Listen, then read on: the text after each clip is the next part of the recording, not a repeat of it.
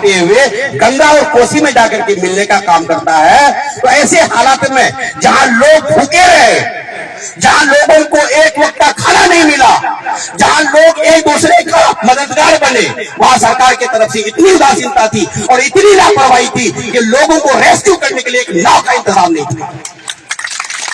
आप लोगों ने, यहाँ की सरकार ने सिर्फ केवल मात्र पंचायत के जनप्रतिनिधियों को लक्षित करने का काम किया। हम पंचायत स्तरीय जनप्रतिनिधि लोगों की एक उम्मीद हुआ करते हैं, चाहे वो आपका विधायक हो, सांसद हो, हम लोगों की उम्मीद रखते हैं। और सबसे ज्यादा जब बात के पंचायत के जनप्रतिनिधि, क्योंकि वो आपका समाज का बेटा है, हर मोड़ पे लोगों की एक आस उम्मीद होती है कि मुखिया जी, मेंबर साहब, समिति साहब, सरपंच साहब हमारे मदद के लिए आए। मैं एक चीज सवाल करना चाह रहा हूं कि पूरा इलाका जब जलमग्न था, लोग भूखे 72 घंटे से रह सकते हैं, मान लेते हैं 2 मिनट के लिए, लेकिन लोग अगर कहीं फंसे हुए पानी में और लोगों को अगर निकालना हो तो रास्ते क्या है? हम ये कह रहे, चलिए जनप्रतिनिधियों को छोड़िए, मानवता तो जिंदा है। एक दूसरे की मदद करने के लिए कोई जरूरी नहीं है कि सिर्फ जनप्रतिनिधि करे। अगर एक भाई को दूसरे भाई की मदद करना पड़े कि आप देख रहे हैं कि मेरा भाई कहीं डूब रहा है, तो कैसे आप उसको सुरक्षित स्थान पर लाएंगे? हमको इस बात का जवाब दीजिए। दिल तड़प रहा है आपका, कलेजा फट रहा है, लेकिन रास्ते आपके पास कुछ नहीं है, व्यवस्था कुछ नहीं है। आज जब ये इलाका बिहार में सीमांचल पूरी तरह से बाढ़ प्रभावित क्षेत्र है, और ये नई बात नहीं है, ये सदियों से होकर के है, क्योंकि ये इलाका नदियों के उस जाल में फंसा हुआ है, जब हमारे एक तरफ अगर फरमान बहता है तो दूसरी तरफ कनकई, दूसरी तरफ कनकई अगर बह रहा है तो तीसरी तरफ महानंदा, तो कहीं पनार। तो ये सारी नदियों के जाल में ये इलाका बैठा हुआ है। सरकार जानती है, ऐसा नहीं है कि सरकार इस चीज से बेखबर है। हम ये कह रहे हैं कि एक तरफ सरकार ये कह रही है कि राज्य के लोगों का अगर सरकारी खजाना में अगर किसी का, ये बात सैयद रुकनुद्दीन अहमद जिंदाबाद, माननीय विधायक सैयद रुकनुद्दीन अहमद जिंदाबाद। हर जोर जुल्म की टक्कर में, हर जोर जुल्म की टक्कर में आज के धरना में माननीय विधायक जी के लिए तालियां मार करके स्वागत किया जाए। हर जोर जुल्म की टक्कर में, हर जोर जुल्म की टक्कर में, हर जोर जुल्म की टक्कर में, हर जोर जुल्म की टक्कर में माननीय विधायक जिंदाबाद, माननीय विधायक जिंदाबाद। तो क्या थोड़ा सा तय हुआ अभी है समझ चुके। तो एक चीज मैं ये कहना चाह रहा हूँ क्योंकि आज 8 तारीख से अनिश्चितकाल है, तो वक्ताएं थोड़ा संयम रखे, सारे लोगों को मौका मिलेगा। और वक्ताओं के साथ साथ हमसे ज्यादा कहीं महत्वपूर्ण जो रोल होगा वो आप जनताओं का। देखिए, शर्माने की जरूरत नहीं है। भाषाएं अलग हो सकती हैं, बोलने के सलीके अलग हो सकते हैं, तरीके अलग हो सकते हैं, लेकिन हम अपने दुख में, हमारे हृदय में जो पीड़ा गुजर रहा है, जब तक हम जनता इस चीज को सामने नहीं रखेंगे, ये सरकार सुनने का काम नहीं करेगी। तो मैं ये कह रहा था कि जब ये सीमांचल पूरी तरह से नदियों के जाल में घिरा हुआ है और इस चीज के पूरी विभाग, सरकार, सारे लोग अवगत हैं, तो फिर ये सौतेलापन जैसा व्यवहार क्यों? हम ये कह रहे हैं कि जब एक तरफ सरकार ये कह रही है कि सरकार के खजानों में सबसे पहले अगर किसी का हक है तो वो आपदा पीड़ित लोगों का, तो जब सरकारी खजाना में हमारा हक है, क्योंकि आपदा क्या चीज होती है? आपदा होता है, सरल भाषा में हम ये बताने की कोशिश कर रहे हैं कि मुसीबत का हुआ, दुख का हुआ। तो दुख, आप एक चीज बता रहे हैं कि अगर घर में किसी चीज को आप खरीदने के लिए जा रहे हैं, कपड़े खरीदने हैं, गाड़ी खरीदने हैं, घर बनाने हैं, अच्छी बात है। लेकिन अगर घर में कोई बीमार है तो आप पहले घर बनाएंगे या फिर उन बीमार व्यक्ति का इलाज करेंगे? तो पता चला कि उनकी जान को बचाना पहले जरूरी है। उसको आप, हम और सब पहले मिलकर के प्राथमिकता देंगे कि पहले अपने घर के सदस्य, जो हमारा घर का बूढ़ा, हमारे घर की माँ, मेरे घर का बाप, मेरे घर की बेटी जो बीमार है, सबसे पहले हम उनको इलाज कराने का काम करेंगे, फिर पैसा बचेगा। अगर वक्त ने साथ दिया तो हम गाड़ी खरीद लेंगे। तो कहने का मतलब है कि सरकारें जो चलती है, समझने की जरूरत है थोड़ा विस्तार पूर्वक। सरकारें जो चलती है एक माध्यम है लोकतांत्रिक देश का। पैसा तो साहब हमारा ही है। हम हर एक डिपार्टमेंट में, हर एक मोड़ में हम रेवेन्यू भरते हैं। यहाँ की गरीब जनता रेवेन्यू भरती है, टैक्स भरती है। दो तरह का टैक्स दे रहे होंगे। जरूरी नहीं है कि बहुत बड़ा जो फॉर्म चला रहा होगा तो वो जीएसटी भरता होगा। हम भी जीएसटी भर रहे हैं, आप भी जीएसटी भर रहे हैं। जो करोड़ों का फॉर्म खोल करके रखा है वो सीए से जीएसटी अकाउंट खुलाता है। लेकिन जानने की जरूरत है कि हर वो गरीब आदमी, अगर एक आप साबुन का टुकड़ा भी खरीदते हैं, सर्फ का एक पैकेट भी खरीदते हैं, माचिस की एक तीली भी खरीदते हैं, तो उसमें हमारा जीएसटी जाता है सरकार को।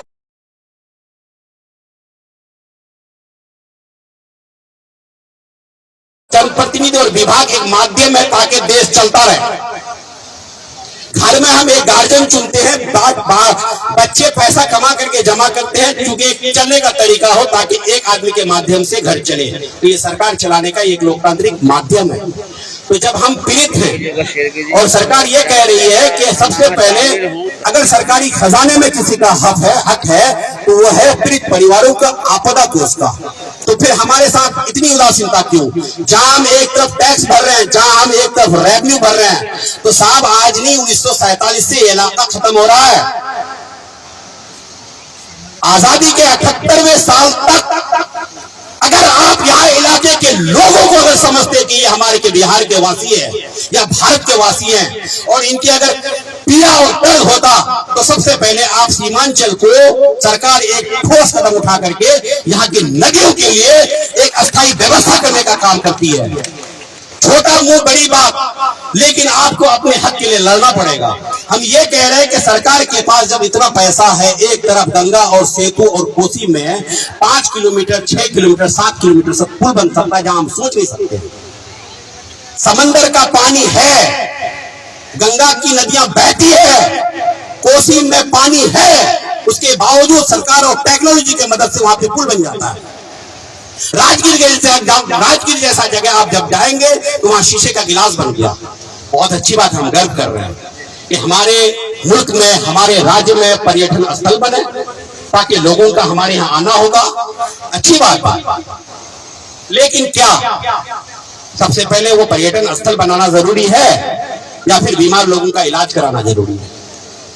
जहां बिहार में, जहां सीमांचल में करोड़ों लोग भारत के आजाद होने के 78वें साल तक हर सैलाब की त्रासदी को झेलते हुए आ रहे हैं।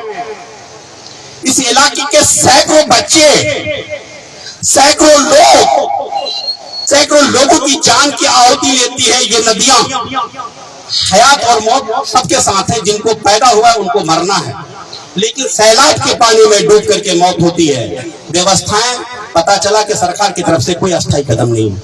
ये नदियां जो बह रही थी, अगर सरकार इन नदियों के लिए, इन इलाके के लोगों के लिए अगर अस्थायी कदम दिल से अगर करना चाहती ईमानदारी के साथ में, तो इन नदियों में आज बॉर्डर पिचिंग होता, इन नदियों में बॉर्डर पिचिंग होता, इन नदियों के अंदर का जो गाद है उसको हटाने का काम करता। आप अजीब जाइए खाड़ी कनकई नदी, जहां से होकर के हम लोग खाड़ी और महसपतना बासोल जाने का काम करते हैं, उस नदियों में अभी आपका जो सुखाड़ का टाइम आता है तो वहां पे 4 इंच पानी होता है। मात्र समझ रहे हैं, एक तरफ अभी समंदर बना हुआ है और जहीं सैलाब का सीजन खत्म होता है तो 1 फीट में आकर के पानी रुकता है। पता चला कि नदियां गाद से भर गई है, नदियों की जो गहराई था वो खत्म हो गई है, और पानी जब आता है गहराई नहीं रहने के कारण वो तेजी स्तर में और तेज स्तर में वो पानी जो है क्षेत्र में फैल जाता है, जिसके वजह से हम लोग आज सैलाब की त्रासदी में झेलते हैं। अगर इन नदियों में सरकार के स्तर से अस्थायी कदम होता, नदियों के गाद को हटाया जाता, नदियों में अगर बॉर्डर पिचिंग किया जाता तो आज ये दिन नहीं देखना होता कि सैकड़ों लोगों का हर साल जो है आसियाना उजड़ जाता।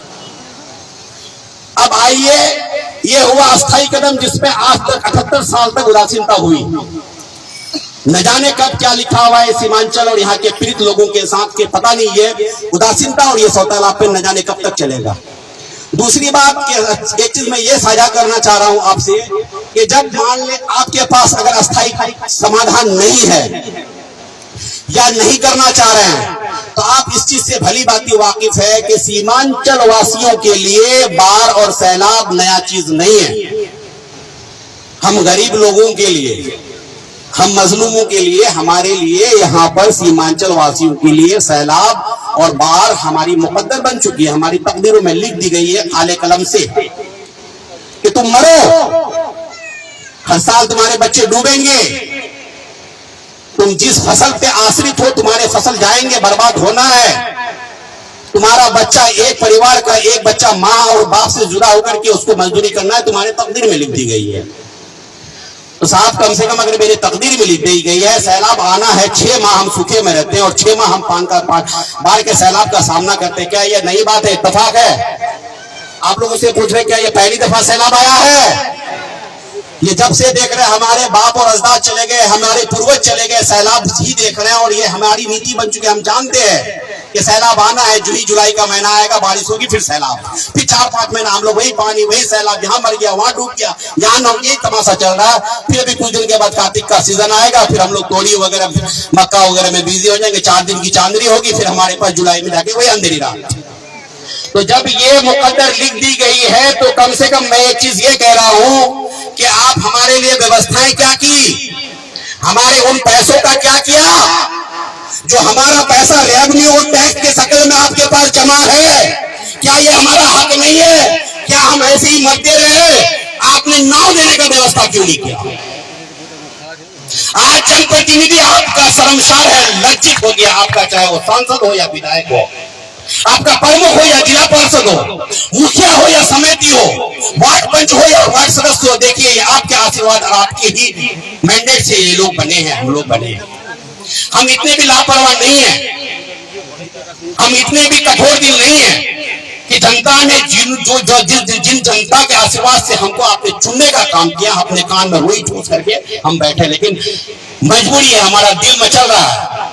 हर चीज का एक हद होता है। आज आप देखे होंगे सैलाब में जब जनप्रतिनिधि जो है जिससे जितना भी हो पाया, लेकिन आपके दुख के समय में खड़ा हुआ, भाई संभव नहीं है। एक पंचायत में मान लेते हम अपनी मिसाल दे रहे हैं, मेरा खपरा पंचायत आज अगर 22 प्रखंड में ताराबाड़ी के बाद नंबर आता है तो वो खपड़ा था। अभी जबकि सैलाब निकल चुका है लेकिन अभी भी मेरी गाड़ी घर तक नहीं जाती है, 1.5 से 2 किलोमीटर थर्मोकोल पर आना पड़ता है। ये स्थिति है। ऐसे टाइम में जहां तक हुआ संभव हम लोगों ने लोगों के बीच में पहुंचा। मेरे यहाँ से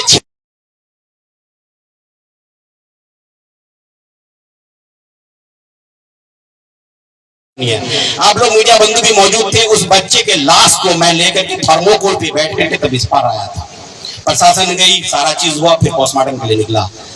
पता नहीं क्या समझ में है सरकार के इसमें कि शायद हो सकता है कि उनकी नजरों से दूर है, या फिर मैंने यही बात कहा था कि शायद ये हिस्सा को कुछ समझने का ही नहीं काम कर रही है। तो हम ये कह रहे हैं जब यहाँ पे सैलाब मुकद्दर बन चुका है, आप नदियों का बॉर्डर पिचिंग कब करें नहीं करें, हम लोगों की तो मांग है कि कर दें, लेकिन जब सैलाब आ रहा है तो कम से कम इतना तो रहमो करम कर दें हमारे ऊपर कि अगर हमारा इलाके में, मेरे गाँव में मेरा पड़ोसी, मेरा भाई, मेरी माँ, मेरी बहन, मेरी चाची कहीं अगर डूबती है तो हम एक नाव लेकर उनको बचाने का काम करें। देखिएगा अभी जो ही सैलाब आया इलाके में हाहाकार मच गया, चिट्ठियां रिलीज हो रही है, व्हाट्सएप ग्रुप में बार बार मैसेज हो रहा है कि समस्त जनप्रतिनिधि से अनुरोध है कि आप लोग अलर्ट रहे। क्या प्रमुख साहब, मैंने एक दिन कहा था अलर्ट कैसे रहे, खाली चिट्ठी रखिए। अरे जरूरत पड़ गई, अभी हमको अगर फोन आएगा, महादलित टोला में लोग डूब रहे थे, मैंने कहा कि उनको अगर साहब रेस्क्यू करने का अगर जरूरत पड़े, कि अगर मैंने उनको कहा कि मेरा नंबर रखो, दिक्कत होगी तो फोन करना। रात को अगर रैंडमली फोन आए 12 बजे कि ये परिवार डूब के मर रहा है, उसको वहां से उठा करके हम अपने घर पे लेके आए, स्कूल पे लेके आए, तो माध्यम क्या है? अरे हम भी एक आदमी है भाई, जिन्नात थोड़े हैं जो मेरे पास कुछ अलग टाइप का शक्ति है, शक्तिमान नहीं है कि हम उड़ के जाए उसको उठा के लाए। तो एक जनप्रतिनिधि को आपने मजबूर कर दिया कि एक पंचायत में एक मुखिया के पास नाव तक नहीं। जब ये योजना चल रहा था तकरीबन 4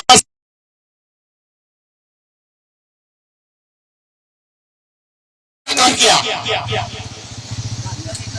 ये दौड़ी नहीं तो क्या, अरे भाई आप हजारों करोड़ रुपए कहीं खर्च कर रहे हैं और ये इलाका डूब के मर रहा है सदियों से। अगर योजनाएं बंद करनी है नाव का तो आप बॉर्डर की पिचिंग करवा दीजिए, आप सैलाब को रोक दीजिए। एक तरफ आप सैलाब को भी नहीं, बॉर्डर पिचिंग भी नहीं कर रहे, नदियों का घाट को भी नहीं हटा रहे, योजनाएं खत्म कर रहे हैं। आज सूखा राशन 2017 में आप देखे होंगे जब इफेक्टेड हुआ था पूरी तरह से, तो लगभग सूखा राशन चला था, जीआर की राशि लोगों को मिली थी। आज जब ये सैलाब आया, देखिए कोई भी जनप्रतिनिधि नहीं चाह रहा है कि हम अपने पब्लिक के सामने जाकर के बेशर्म होने का काम करें और गालियां खाने का काम करें। शौक नहीं है किसी को। हम अगर सूखा राशन देंगे तो हम अपने घर से नहीं दे रहे हैं। अगर सरकार के द्वारा ये जो भी योजनाएं चलाई जाती है तो हमारी जनप्रतिनिधि की कोशिश होती है कि वो ज्यादा से ज्यादा आपके पास मदद करे। आप दुकान खोल के बैठे हैं, कौन ऐसा दुकानदार होगा चाहेगा जो मेरा दुकान का सौदा ना बिके?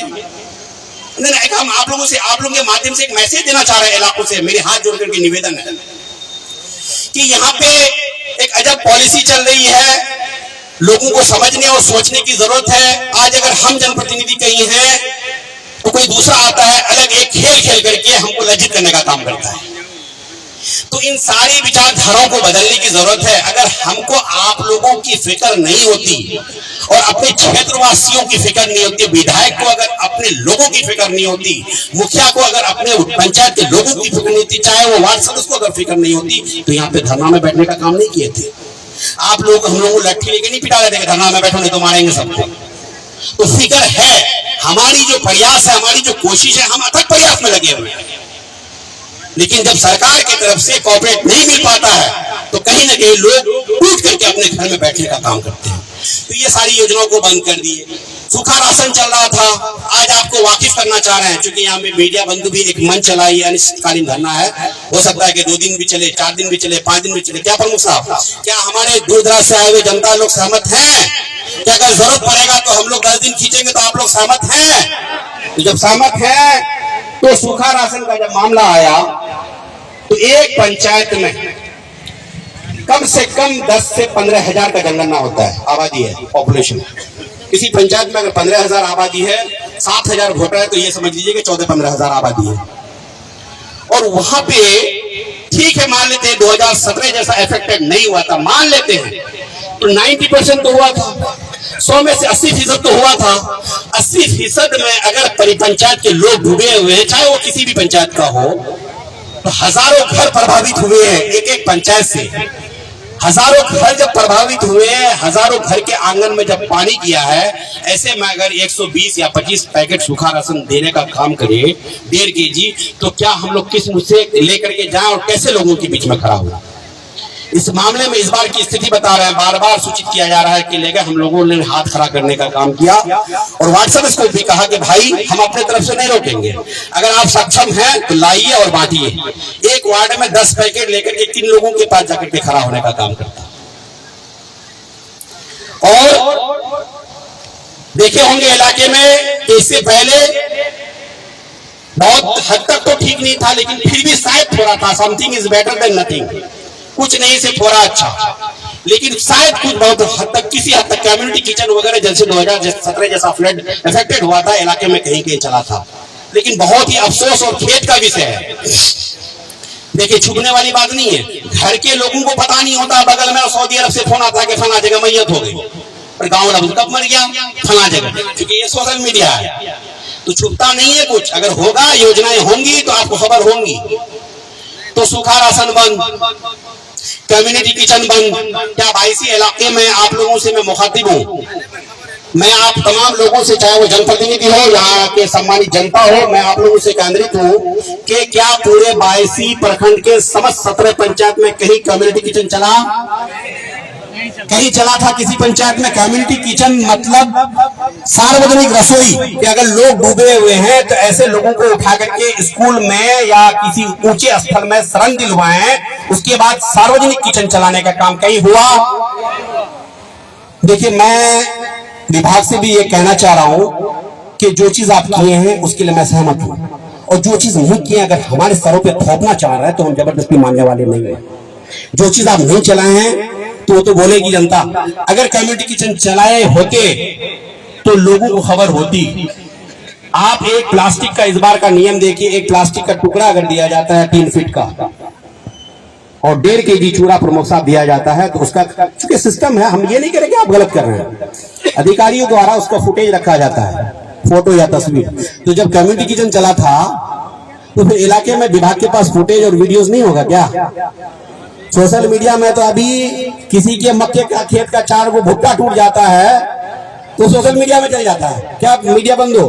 तो कम्युनिटी किचन आप लोगों ने तो बहुत लोगों के इलाके के पीड़ित हालात को दिखाने का काम किया है और लोगों को जगाने का काम किया है। इस दुख की घड़ी में आप लोगों का भी बहुत बड़ा योगदान है कि इतने बड़े बड़े पानी में उतर करके दिखाने का काम किया था क्षेत्र को। तो मैं आप लोगों से केंद्रित हूँ कि क्या कहीं कम्युनिटी किचन चला था? नहीं चला था तो ऐसी बात नहीं है, अगर मुखिया जी को दिया गया तो मुखिया जी को कसूरवार है। आप जनता और विभाग द्वारा दो जाएगा, हम क्षमा प्रार्थी होंगे, हम जो भी सजा होगा हम लेने के लिए जी।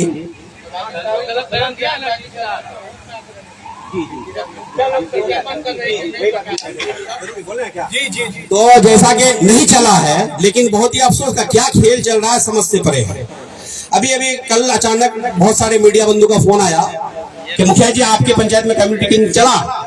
कम्युनिटी किचन कहाँ चला?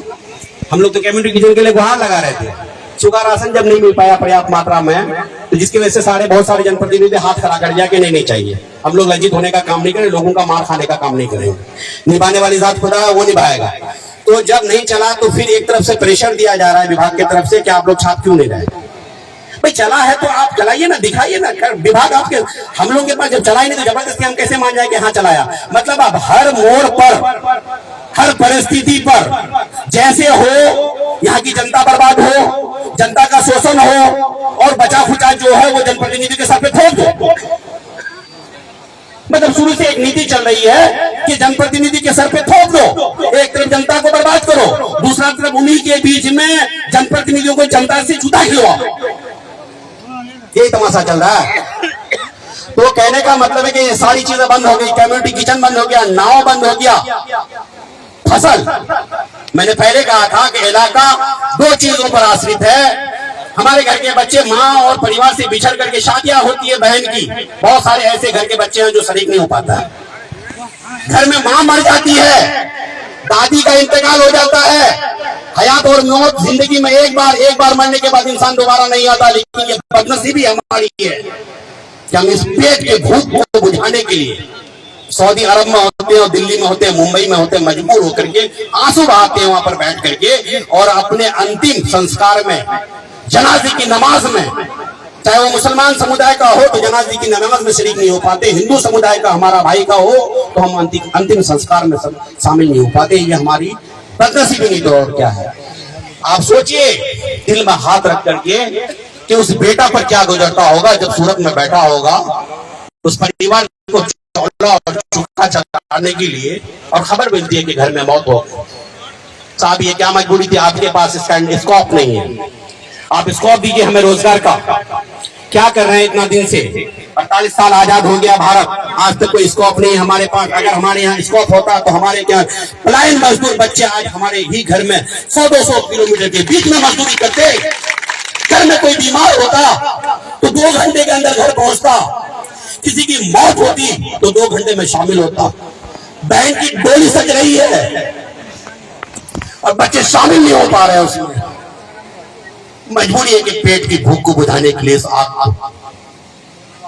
एक बहन की रुखसती करना है, डोली देना है, विदाई करना है, उसके लिए पैसा अगर नहीं आएगा, पैसा कमा के भेज रहा है, इधर बहन की विदाई हो रही है और भाई रोकर वो पंजाब में बैठ करके अपना मोबाइल में वीडियो कॉल देखता है। हमने देखा है इलाके में माएं मरती है और बच्चा वहां से बोलता है कि वीडियो कॉल में जनाजे को दिखा दो। ये इलाका है, यही व्यवस्थाएं की है आपने हमारे लिए।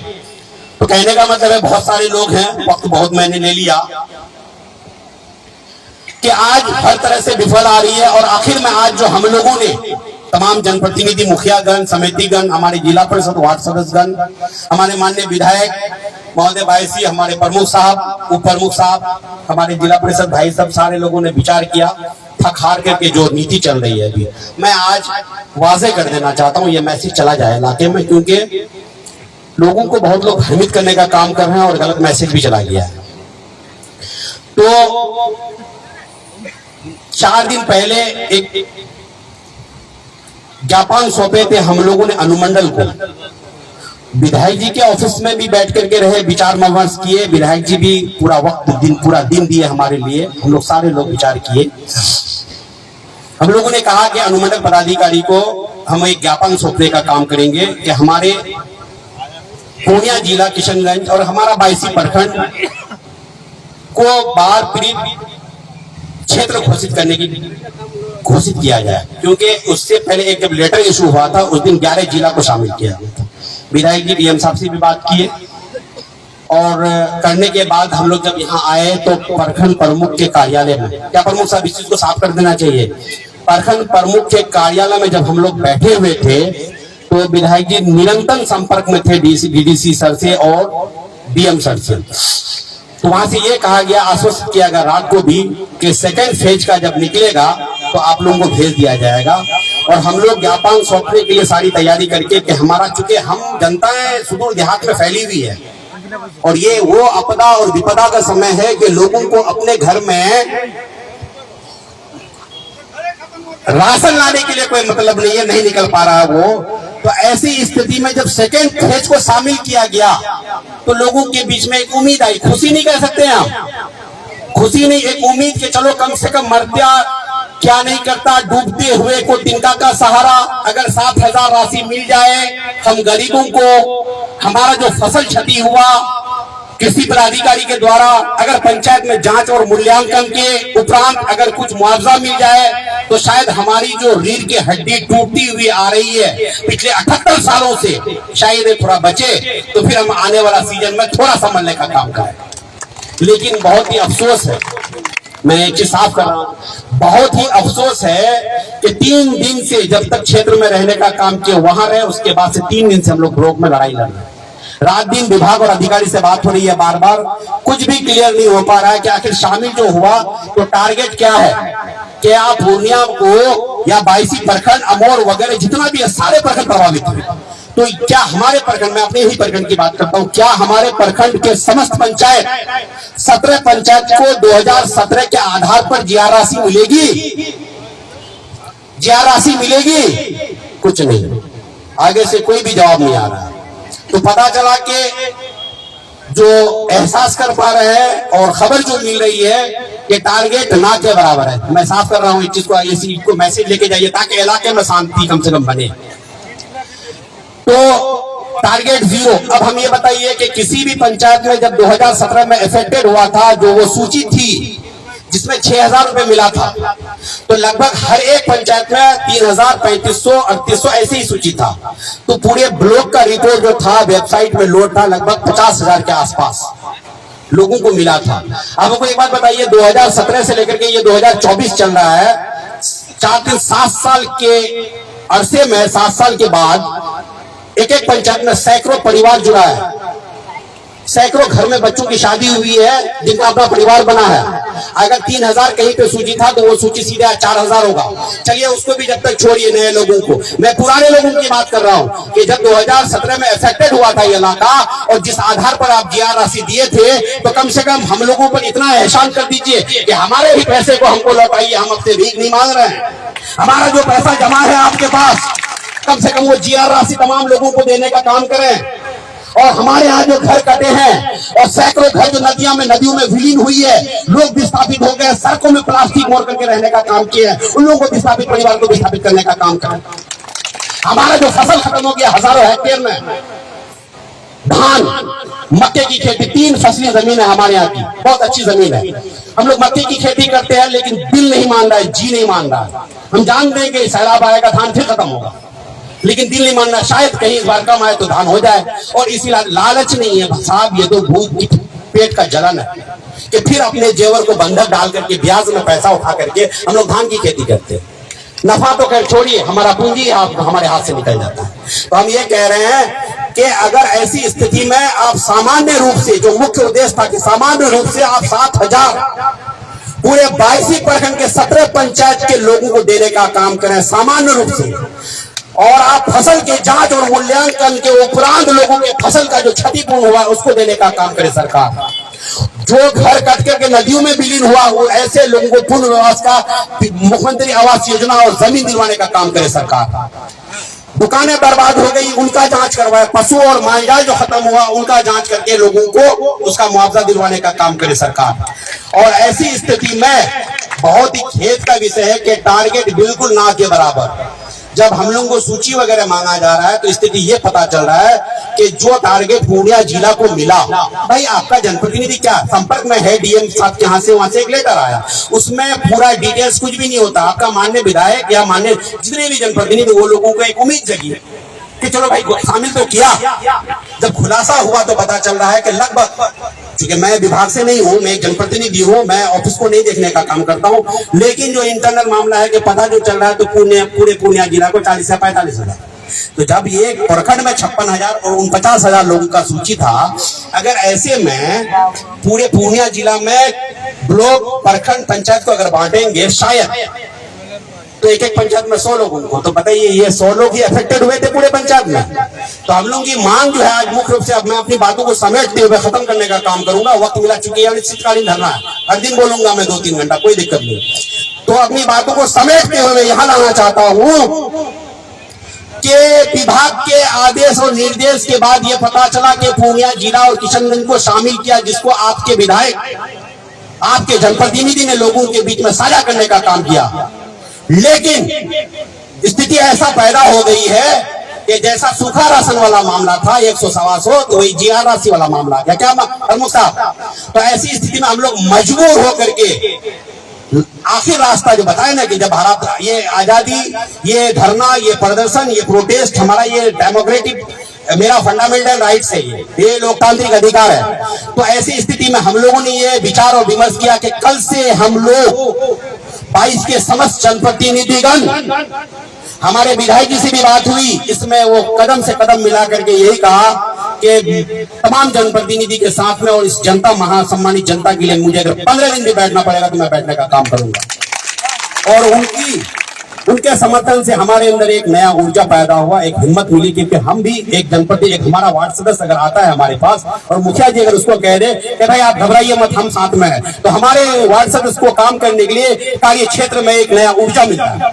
तो हम मुखियागण, प्रमुख समितिगण अगर विधायक जी के पास जाएंगे और विधायक की ऐसी स्थिति में, चूंकि ये जनता का मामला है, किसी का नहीं है, सम्मानित जनता का मामला है, जनता सर्वोपरि है साहब। मुख्यमंत्री भी सुन लीजिए, अगर कुर्सी में बैठे हुए हैं तो इसी जनता के आशीर्वाद से आप वहां बैठे हुए हैं। पूरे बिहार का अगर रिमोट कंट्रोल आपके हाथ में तो ये जनता है। ये जनता किसी भी आदमी को जमीन से फलक पे बैठा सकती है और क्षण बदलते ही फलक से जमीन को उठा के फेंक सकती है। साहब ये लोकतंत्र देश है, ये राजतंत्र नहीं है। या जनता फैसला करती, जनता ही मेंबर चुनता है और जनता ही विधायक चुनता है, मुखिया चुनता है। आज आपकी बारी है, कल हो सकता है किसी और की बारी हो जाए। तो ऐसे स्थिति में हम लोगों ने ये फैसला लिया कि हम लोग दिनांक 8 अक्टूबर 2024 से अनिश्चितकालीन धरना के लिए हम लोग बैठेंगे और समस्त जनप्रतिनिधि इसमें आगे आने का काम किया है। और आज हम लोग जो पंचायत से कुछ हमारी माएं बहनें, हमारे गार्जियन स्वरूप लोग, नौजवान साथी आए हैं, क्या स्थिति बनती है, हो सकता है कि कल से क्या रूप होगा, लगेगा तो कल से जनता लोगों का, क्योंकि देखिए जब तक आप साथ खड़े नहीं होंगे कोई भी चीज धरना कामयाब नहीं हो सकता है। ऐसी स्थिति में लगेगा कि अब लंबा खींचना है तो लोगों को फिर आने का काम करना पड़ेगा। तो आखिर में हम लोगों ने ये विचार किया कि धरना में बैठने का काम किया। तो हमारी मांग मूल रूप से यही है कि अगर जीआर राशि मिले तो 22 के समस्त 17 प्रखंड को मिले और सामान्य रूप से मिले जैसे 2017 में मिला था। क्या आप लोग चाहते हैं कि नहीं? और फसल जो नुकसान हुआ, ये नहीं लेपा पोती वाली बात नहीं कि हम व्हाट्सएप में लिख दिए, लेटर हेड में किसी पदाधिकारी को जीमेल मेल कर दिया पूर्णिया को, पता चला 15 दिन के बाद लोग जो मक्का उक्का में बिजी हो गया, सब सो गया। भाई फसल खत्म हुआ है, आप निकलो क्षेत्र में। हम कैसे 22 से आते हैं, 9 दिन से हम लोग कैसे आते हैं? आप क्यों नहीं जा सकते हैं? आपकी ड्यूटी है, हमारे पैसों से आपका तनख्वाह चलता है। हम अगर सरकार को रेवेन्यू ना भरे टैक्स, साहब आपका सैलरी आने वाला नहीं है। आज हमारे घर का बेरोजगार बेटा जो बाहर कमाता है, शादी करने के लिए जा रहा है तो उसको मोटरसाइकिल नहीं मिल रहा है, और सरकारी नौकरी में जो बैठे हैं बाबू साहब को 4 चक्का। क्यों? क्या सरकारी सरकारी बाबू है तो सरकारी बाबू बने कैसे? ये हमारा पैसा था जो आज हमारे ही समाज में आप हमसे ऊपर उठने का काम किए हैं।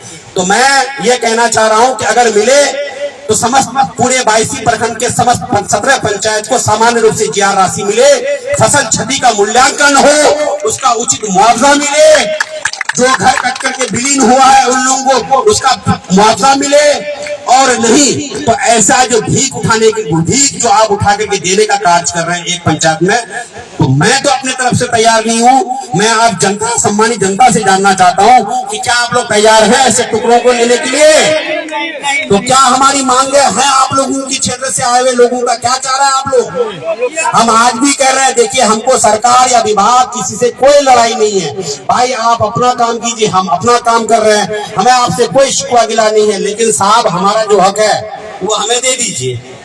हम आज भी कह रहे हैं कि जो गलत नीति, दोहरी नीति लेकर के चल रहे हैं आप लोग, महामहिम में सरकारें पॉलिसी तैयार करती है, ऐसा नहीं है कि असंभव नहीं है। हमारी बातों को, और खास करके मैं प्रखंड मुख्यालय में जो धरना देने का काम किए हैं, तो मैं प्रखंड विकास पदाधिकारी, हमारे अंचल अधिकारी, प्रतिलिपि में हमारे अनुमंडल पदाधिकारी, मैं चाह रहा हूं कि हमारी मांगों को आप रिकमेंडेड करके आगे भेजे डीएम साहब को। मैं मानता हूं डीएम साहब के पास अगर संभव नहीं है तो आप रिकमेंडेड करके सरकार से बात करें, वही सरकार तो योजनाएं बनाती है, क्या दिक्कत हो गई? हमको फर्स्ट फेज में नहीं लेकर के सेकंड फेज में ले लीजिए, सेकंड में नहीं लेकर के थर्ड में ले लीजिए, अगर आप चाहेंगे आज भी तो हो सकता है। तो हम इसलिए मैं अपनी बातों का खत्म करना चाह रहा हूं कि अगर हमें मिले तो अस्थायी सामान्य रूप से सभी को मिले, और नहीं तो मैं ऐसे चीजों के लिए तो खैर सहमत नहीं हूँ, बाकी आप लोगों को। इसी के साथ हो सकता है कोई जाने अनजाने में,